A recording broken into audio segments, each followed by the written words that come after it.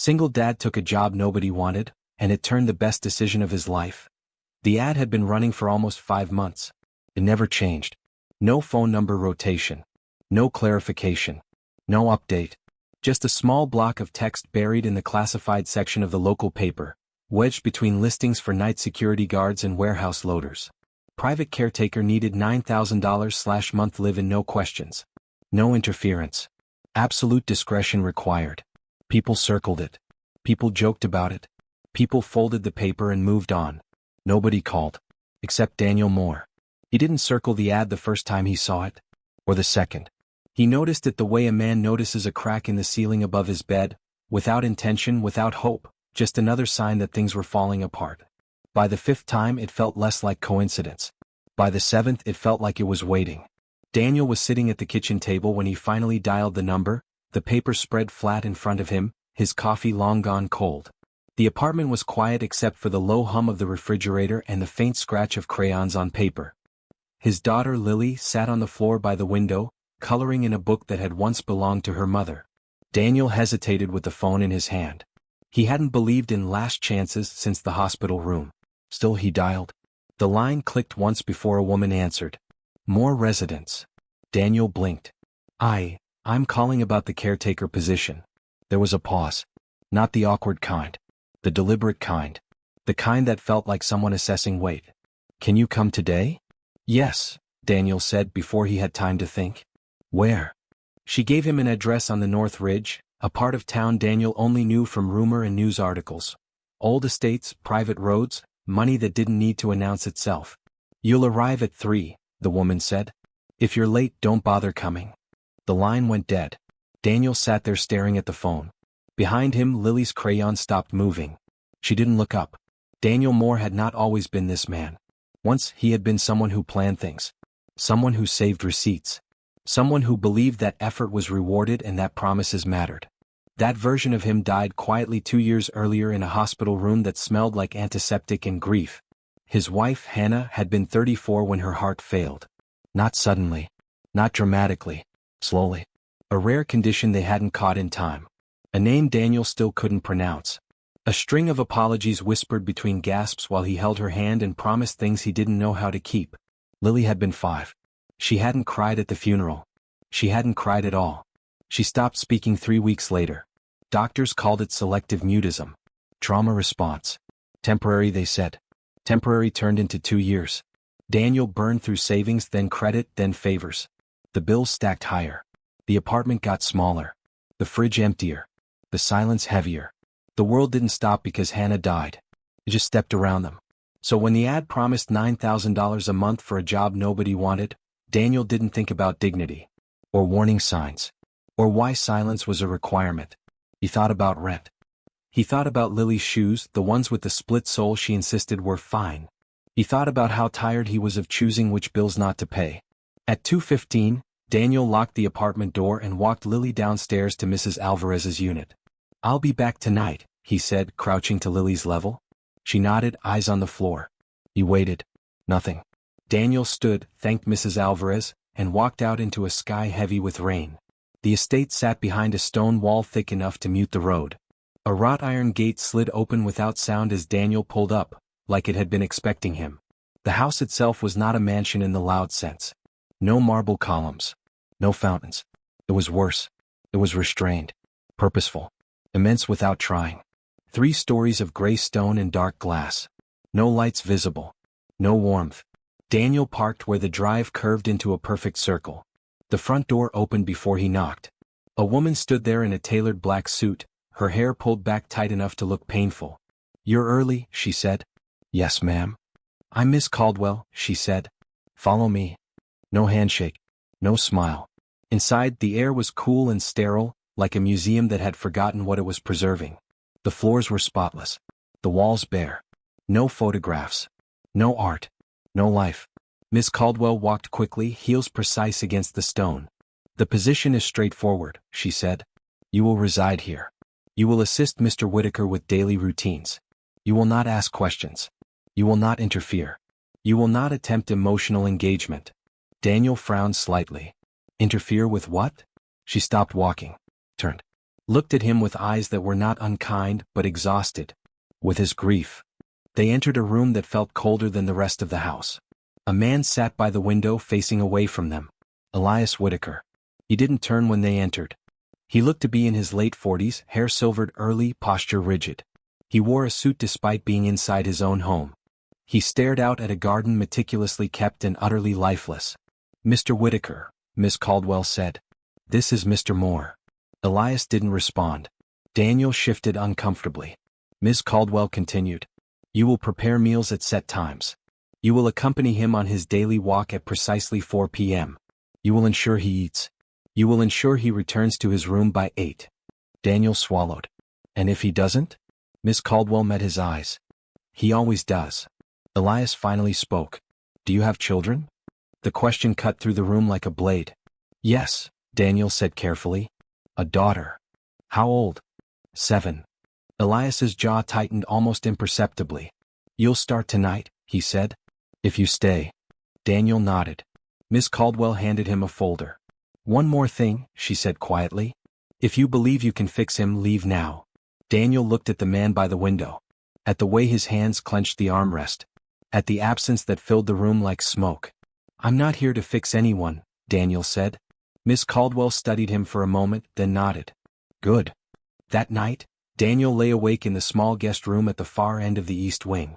The bed was comfortable. The sheets clean. He didn't sleep. At exactly 4 p.m. the next day, Elias stood. No words. No signal. Just stood and walked toward the door. Daniel followed. They walked the same path every day. Down the gravel drive. Through the trees. To the edge of the property where a bench overlooked a small lake. They sat. 30 minutes. No conversation. Then Elias stood and walked back. At dinner, Elias ate exactly half his plate. At 8 he rose and left. This routine repeated. Every day. Daniel learned the rhythms without understanding them. He learned that Elias flinched when birds startled from the reeds. That he never touched dessert. That his eyes softened, just barely, when the sun hit the water a certain way. But he never spoke. And Daniel never asked. Until the 4th week. The interruption came quietly. Mrs. Alvarez knocked on the estate gate at noon, Lily in tow, her face pale with worry. "She has a fever," she said. "And my sister, I have to leave." Daniel looked at Lily, small and silent, clutching her stuffed rabbit. He looked at the house behind him. Then he nodded. "I'll take care of her." When Lily stepped inside the estate, something shifted. Not loudly. Just enough. Elias noticed immediately. He froze at the base of the stairs when he saw her. A child did not belong in this house. Lily stood beside Daniel, eyes wide, taking in the cavernous space. "She's sick," Daniel said quickly. "I'll keep her out of the way." Elias stared. Then slowly he knelt. Not close. Just enough to be on her level. "What's your name?" he asked. Lily said nothing. She clutched her rabbit tighter. Elias stood.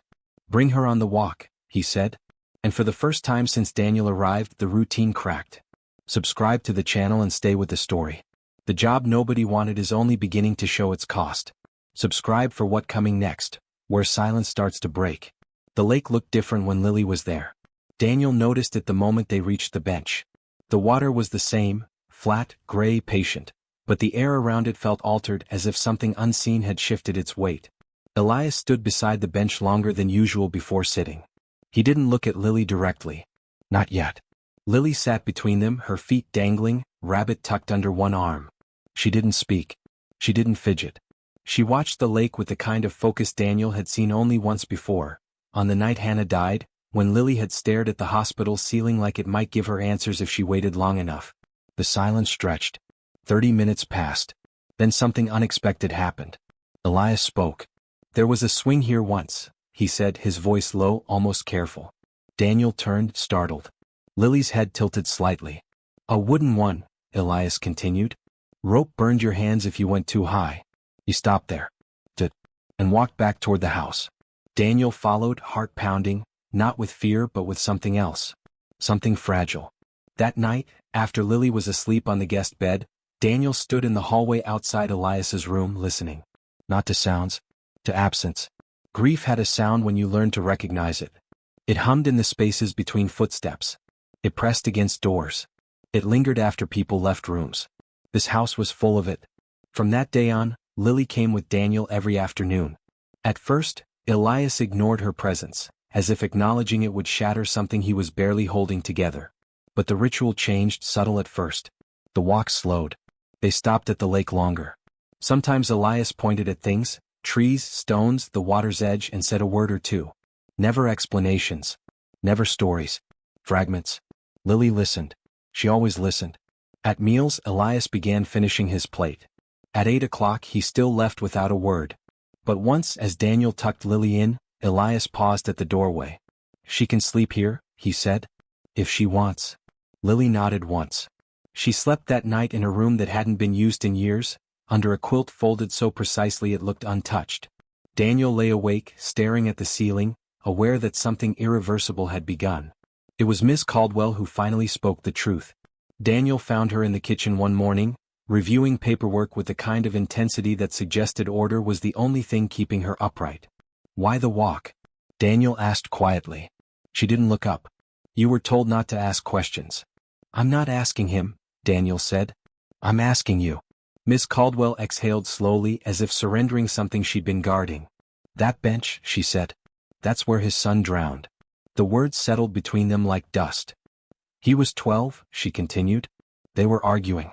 Elias wanted him to come inside. Finish homework. Stop playing. Daniel swallowed. "The boy ran," Miss Caldwell said. "Slipped. Hit his head. By the time they pulled him out," she closed the folder. "That walk is how Mr. Whitaker punishes himself. Every day. Same path. Same time. Same silence." Daniel thought of Lily's feet dangling above the water. Of the swing. Of the way Elias's voice had softened just once. "He never talks about him," Daniel said. "He never stops thinking about him," Miss Caldwell replied. The change was gradual. So gradual Daniel might have missed it if grief hadn't trained him to notice small shifts in people who were breaking. Elias began to speak to Lily. Not directly at first. He spoke to the lake, to the garden, to the empty air, but Lily heard him all the same. "My son liked frogs," he said one afternoon. "He used to name them, another." Lily began drawing again. At the bench, at the table, on scrap paper Daniel brought from home. She drew the lake, the swing, the house. She never drew people. Until one day she did. 3 figures on a bench. Daniel watched Elias stare at that drawing longer than anything else he'd seen him look at. "Can I keep this?" Elias asked. Lily nodded. It was the first time she nodded at someone who wasn't Daniel. The confrontation came from outside the estate. A letter arrived one morning, stamped and official, slid under the gate like a warning. Daniel read it twice. Then a third time. Whitaker Holdings approved the rezoning of Lakeview Terrace, public land adjacent to the estate, for private development. Condos. Luxury access. Restricted shoreline. The bench would be removed. The path rerouted. The lake reshaped. Daniel folded the letter slowly. That evening at 4 p.m. Elias stood. Daniel followed. They walked the path as they always had. But when they reached the bench, Daniel didn't sit. "They're taking this," he said. Elias froze. "They can't," Elias said, his voice sharp for the first time. "This land is owned by your company," Daniel finished. Silence crashed between them. "You signed the approval last month," Daniel continued. "Before I came." Elias's face drained of color. "I didn't know," he said automatically. "You didn't look," Daniel replied. Lily watched them, eyes moving between the two men. "This place is how you remember him," Daniel said, voice steady but low. "And you're letting it disappear because it's easier not to feel." Elias turned away. "You don't get to tell me how to grieve." Daniel stepped closer. "I know," he said. "But I get to tell you when your grief hurts other people." Elias laughed bitterly. "Other people?" he snapped. "My son is dead." "So is my wife," Daniel said. The words fell hard. "And my daughter stopped speaking for 2 years because of it." Elias turned. For the first time he really looked at Daniel. "At some point," Daniel continued, "we either let grief turn us into monuments, or we let it change us." Elias's hands shook. "I can't lose this," he whispered. "Then don't," Daniel said. "Fight for it." That night Elias didn't retreat at 8. He sat at the dining table long after Lily had fallen asleep on the couch. "I built an empire," Elias said quietly, "and forgot how to protect the one thing that mattered." Daniel listened. "I thought control meant safety," Elias continued. "Turns out it just meant isolation. He looked toward the window. My son asked me once why I never listened. Elias closed his eyes. I didn't have an answer. The next morning Elias made a call. Then another. By afternoon the development plans were suspended. By evening the board was furious. Miss Caldwell stood in the doorway watching Elias pace. They'll vote you out, she said. You know that. Elias nodded. I know. Daniel stood with Lily at the edge of the room. You don't have to do this, Daniel said quietly. Elias looked at Lily. She gave me my voice back, he said. I won't lose it again. The house began to change after that. Workers arrived, not to build luxury towers but to restore the path. Reinforce the shore. Replace the swing. Elias stood beside Lily as she watched them work. He would have liked you, Elias said. Lily didn't speak. She reached out and held his hand. If this story moved you, subscribe to the channel so you don't miss next part, where consequences arrive, choices are tested, and quiet hope is finally earned. Play button subscribe for what coming next, where grief becomes something you can live with. The board vote was scheduled for a Thursday. Elias knew the date without checking. He had known it from the moment he made the call to suspend the development. Consequences had a way of announcing themselves early, like weather moving in from a distance. You could smell them before they arrived. Daniel felt it too. The house, once silent in a controlled, deliberate way, had taken on a different quiet. This one was uneasy. Footsteps echoed longer. Doors closed more carefully. Miss Caldwell spoke less, as if words might tip something already unstable. Lily sensed it before either of them said anything. She began sleeping with the rabbit tucked under her chin again. She followed Daniel from room to room, not asking questions, just staying close. Grief taught children to read rooms the way sailors read skies. On Wednesday night, Elias knocked on Daniel's door. Not at 8. Later. I won't be here tomorrow afternoon, Elias said. The walk will be missed. Daniel nodded. Take Lily anyway, Elias added. She should keep the routine. Daniel studied him. What happens if they vote you out? Elias considered the question without flinching. Then I'll lose a title, he said. Not my son. Not myself. It wasn't a brave statement. It wasn't defiant. It was simply true. The lake was calm the next day. Daniel and Lily walked the path alone for the first time since she had joined the ritual. The bench waited unchanged. The swing creaked softly in the breeze. Lily climbed onto the bench and sat where Elias usually did. Daniel hesitated, then sat beside her. They didn't speak. After a while, Lily reached into her jacket and pulled out a folded piece of paper. She smoothed it carefully as if afraid the wind might tear it. It was a drawing. The lake again. The house. The path. But this time there were 4 figures on the bench. One was smaller than the others. Daniel felt his throat tighten. He's there, Lily said softly. It was the first full sentence she'd spoken in days. Daniel nodded. Yeah, he said. He is. The board meeting lasted 3 hours. Elias didn't raise his voice. He didn't threaten. He didn't bargain. He told the truth. He spoke about land, yes, but also about responsibility. About the danger of mistaking efficiency for wisdom. About what happened when power insulated people from consequence. Some board members avoided his eyes. Others stared back with open irritation. When the vote came, it was close. Too close. Elias lost. The title was stripped. The chair reassigned. His authority reduced to something ceremonial. Miss Caldwell met him outside the building. I'm sorry, she said. Elias shook his head. Don't be. What will you do now, she asked. He thought of the bench. The swing. Lily's hand in his. I'll stay, he said, and see what grows. News traveled faster than healing ever did. By the weekend, neighbors had noticed the changes near the lake. The restored path. The repaired swing. The benches reinforced, not removed. Someone left flowers. Then another. A man stopped by one afternoon and told Daniel he used to fish there as a boy. I thought it was gone, the man said. Good to see it isn't. Elias watched from a distance, saying nothing. For years, he had lived surrounded by people who wanted something from him. This was different. They wanted nothing, except the space itself. The first community meeting happened on a Sunday. Not planned. Not advertised. People simply showed up. Families. Elderly couples. Teenagers with bikes. A woman who brought coffee in a thermos and handed it out without asking names. Daniel stood at the edge with Lily, unsure whether to stay. Elias approached. You should, he said quietly. Both of you. Daniel hesitated. We're temporary. Elias shook his head. No one is. They stayed. No speeches were made. No photos taken. People talked about the lake. About memories. About what it meant to lose places without realizing their value until they were gone. Elias listened. He did not explain himself. He didn't need to. That night, Daniel found himself packing. Not everything. Just a few things. Lily watched from the bed. Are we leaving? She asked. Daniel sat beside her. I don't know yet. She considered that. I like it here. He smiled faintly. I know.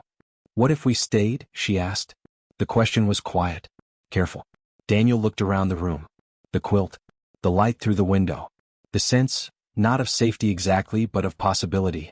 I don't want to take advantage, he said. Lily shook her head. We help too. He laughed softly. Yeah, he said. You do. Elias made the offer without ceremony. Over breakfast. Toast cooling on the plate. Stay, he said. If you want. Daniel met his eyes. What about the job? Elias shrugged. It will change. Everything does, Daniel said. Elias smiled. Exactly. Change did not arrive all at once. Daniel began working part-time in town repairing things, fences, roofs, small engines. He was good with his hands. Always had been. There was dignity in fixing what others had abandoned. Elias began volunteering. Not visibly. Not as a gesture. He helped catalog old photographs at the library. He funded repairs without attaching his name. He attended school board meetings and sat in the back. Sometimes he still walked the lake path alone. Sometimes Lily came with him. The ritual had softened, not erased but transformed. It was no longer punishment. It was remembrance. The anniversary came quietly. No one marked it on a calendar, but Elias felt it in his bones. He walked to the lake before dawn. Daniel followed later, unsure whether he was wanted. He was. Elias sat on the bench, staring at the water. I used to think grief was something to survive, he said. Like a storm. Daniel listened. Turns out it's more like weather, Elias continued. It stays. You learn how to dress for it. Daniel nodded. I don't want to forget him, Elias said. But I don't want to disappear either. You won't, Daniel said. Not if you keep choosing this. Elias looked at him. Choosing what? Connection, Daniel replied. Elias looked back at the lake. After a moment he spoke again. Thank you, he said. For interrupting me. Daniel smiled. Anytime. Lily joined them just as the sun crested the trees. She climbed onto the bench and leaned against Elias's arm without asking permission. He didn't move away. She handed him something small. A carved piece of wood, rough, imperfect. A shape that might have been a boat. Or a leaf. Or neither. I made it, she said. It floats. Elias turned it over in his hands. It's beautiful, he said. She smiled. A real one this time. Months passed. The house filled slowly, not with noise but with life. A spare room became a workshop. The dining table bore scratches again. Laughter appeared, briefly, unexpectedly, then lingered. Daniel still missed Hannah. Elias still missed his son. Those things did not vanish. But they no longer owned every room. On an evening much like the first, cool, quiet, unremarkable, Daniel and Elias sat on the bench together while Lily pushed the swing. The lake reflected the sky. No one spoke. And it was enough. Some losses could not be fixed. But some spaces could be held. Some routines could be reshaped. Some people, broken in different ways, could choose to remain. Not as they were. But as they were becoming. If this story stayed with you, if you believe quiet choices can change lives, subscribe to the channel for more long-form, cinematic stories about grief, dignity, and earned hope. Play button subscribe, because some stories don't shout. They stay.